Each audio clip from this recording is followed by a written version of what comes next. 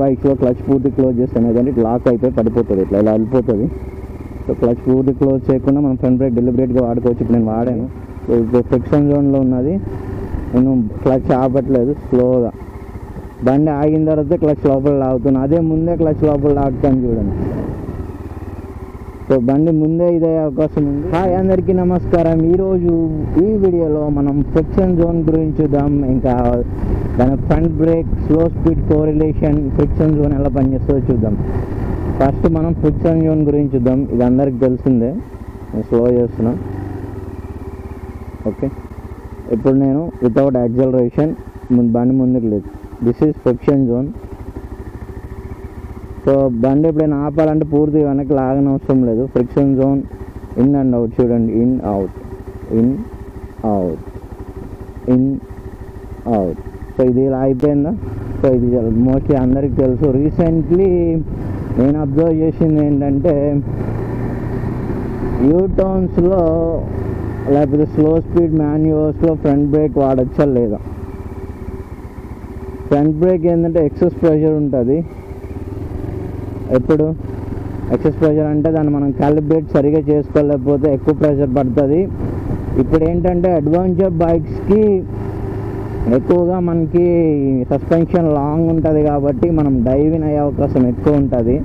Dive in in the sense సడన్గా lock అవ్వడం వల్ల స్లో స్పీడ్లో ఏబిఎస్ వర్కౌట్ అవ్వదు. చూడండి, అయిందా? అవ్వదు. అంటే ఓకే, ఈ బ్రేకింగ్ దీనికి సరిపోతుంది అనే ఫీలింగ్లోనే ఉంటుంది అనమాట.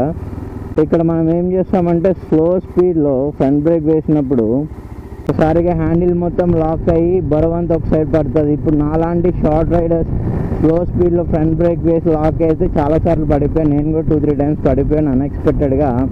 ఇప్పుడు నేను అబ్జర్వ్ చేసింది ఏంటంటే, స్లో స్పీడ్ వెళ్ళినప్పుడు ఒకవేళ క్లచ్ ముయ్యాల్సి వస్తే ఫ్రంట్ బ్రేక్ క్లోజ్ చేయగానే బ్రేక్ త్వరగా అయిపోతుంది అనమాట.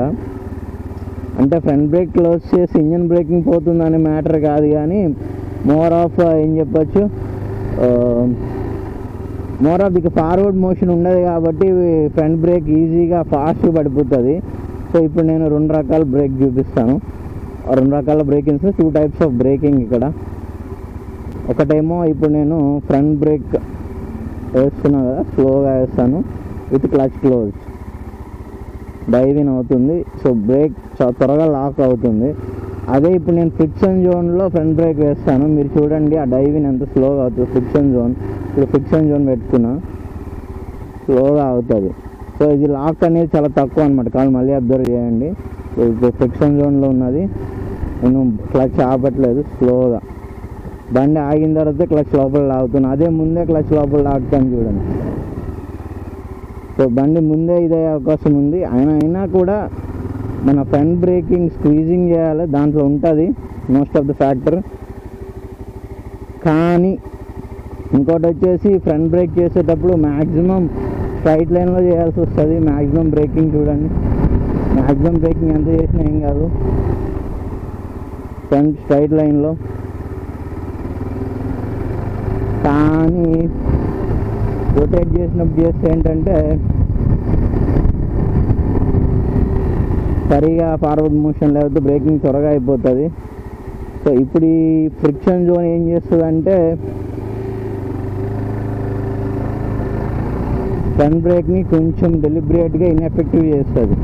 అంటే స్టాపింగ్ డిస్టెన్స్ పెరిగినా త్వరగా లాక్ అవ్వదు అనమాట. అందుకే బ్రేక్ క్లచ్లోకి బ్రేక్ ఇవ్వడం వల్ల ఉపయోగం ఉండదు. కానీ ఇక్కడ మనం ఏం చేస్తామంటే, ఈ స్లో స్పీడ్లో ఏం చేస్తామంటే ఇలా ఫ్రిక్షన్ జోన్ నుంచి లాగడం వల్ల మనకి ఇది ఉంటుంది. కావాలంటే చూడండి, ఇప్పుడు నేను స్లో స్పీడ్ వెళ్తున్నా, బండి ఆపాలి, క్లచ్లో ఉంది, అది లాక్ అయిపోయింది. అదే ఇప్పుడు నేను ఫ్రిక్షన్ జోన్లో ఉంటాను, లాక్ చేస్తాను, చూసారా ముందుకు వెళ్ళింది కొంచెం. సో దట్ మనకి ఏంటంటే ఫ్రంట్ బ్రేక్ లాక్ అవ్వకుండా ఉంటుంది, పవర్ వస్తుంది కాబట్టి. ఇది క్లచ్ బర్నింగ్ అవ్వచ్చు, కానీ it will be more useful, చాలా యూస్ఫుల్ అయ్యిద్ది వన్స్ అగైన్. కానీ స్ట్రైట్ లైన్లో ఎంత వేసినా కూడా మనకు అంత ఇబ్బంది అవ్వదు అనమాట. స్ట్రైట్ లైన్లో ఎంత వేసినా అంత బెటర్. కానీ ఇక్కడ నేను క్లచ్ ముందే లాగేసాను, ఇంజన్ బ్రేకింగ్ వాడలేదు. సో మనకు తెలిసి ఏంటంటే 40 to 45 స్పీడ్లో బ్రేక్ వేయగలగాలి ఇప్పుడు. Practice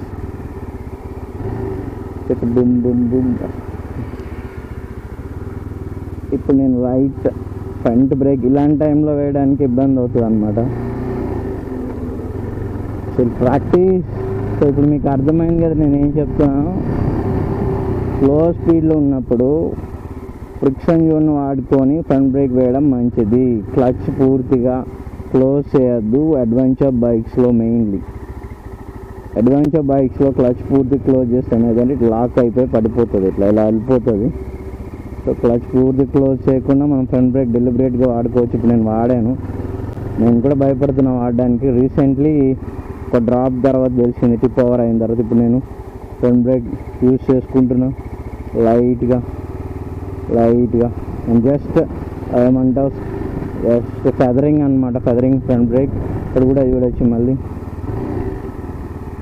full lock down, friction zone, front brake. ఎక్కువ క్లోజ్ చేయొద్దు. క్లచ్ ఎక్కువ క్లోజ్ చేసామంటే పవర్ అయిపోతుంది. ఫ్రంట్ బ్రేక్ పవర్ వల్ల మనం పడిపోయే ఛాన్సెస్ ఎక్కువ ఉంటాయి. సో ఇక్కడ వచ్చేసి ఏంటంటే ఫ్రిక్షన్ జోన్ లేకుండా స్లో స్పీడ్లో కానీ ఫ్రంట్ బ్రేక్ వేస్తే డైవింగ్ జరిగి టైర్ లాక్ అయ్యి మనం పడే ఛాన్సెస్ ఎక్కువ ఉంటాయి. That is the thing I want to tell అన్నమాట. ఇంకోటి ఏంటంటే అడ్వెంచర్ మోటార్ సైకిల్ నడిపినప్పుడు ఏంటంటే కాన్స్టాంట్ థ్రోటిల్ చాలా యూజ్ అవుతుంది. ఎందుకంటే యూ టర్న్ చేసేటప్పుడు ఒకసారి కానీ థ్రాటిల్ మూసేస్తామో బరువు అంతా ఒక సైడ్కి పడిపోతుంది. ఇంకా షార్ట్ రైడర్స్కి చాలా ఆపలేము. ఆల్రెడీ అది ఫుల్ లాక్లో ఉందంటే ఇంకా అంతే సంగతులు అనమాట, గాన్.